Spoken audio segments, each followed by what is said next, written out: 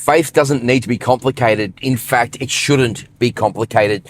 It should remain very, very simple if you are following the example of Jesus Christ, and if you are a disciple of Jesus Christ, which means to say if you take on the discipline or the disciplinary measures or the disciplinary instructions of Jesus Christ and you're obedient to your Father in heaven, then the faith becomes really, really simple.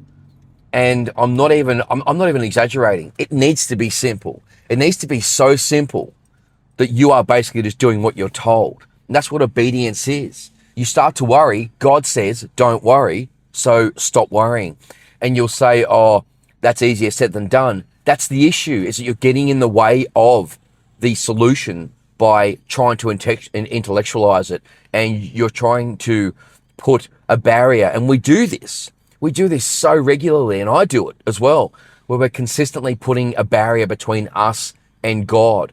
And whatever that is becomes an idol, so that for you, worry becomes your idol. And worry also becomes the excuse so that you don't become what you are born to be, because that's getting you out of your comfort zone.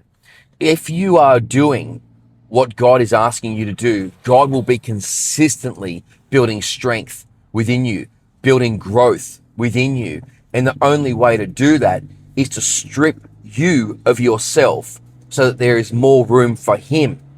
And if you aren't allowing God to strip you of yourself, of the self that you have built, of the self that has been built within you through the programming and through all the expectations and the social pressures and the peer pressures, if you aren't releasing all of that on a regular basis and letting Jesus do His work within you, and for those of you that know what I'm talking about, Jesus does this work within you. You can feel it. It rumbles up. You feel these things come to the surface, and God will show them to you. Jesus will show them to you. He'll say, this is something that we need to work on. This is something that you need to bring to me. And you haven't been. You've been holding on to it. And your free will, because you do have it, has been holding on to that thing because you either don't want to deal with it because you're protecting yourself through protecting the traumas.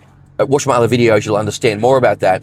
But psychologically, you're protecting your traumas, you're protecting your trauma memories so it doesn't happen again. It's a mechanism of the brain, but you need to actually intentionally and in full awareness confront those memory traumas that aren't, or the trauma memories that aren't serving you, that are getting between you and God, so that you can release more of your worry and release more of the self so that you can make room for God. You need to make more room for God in your life.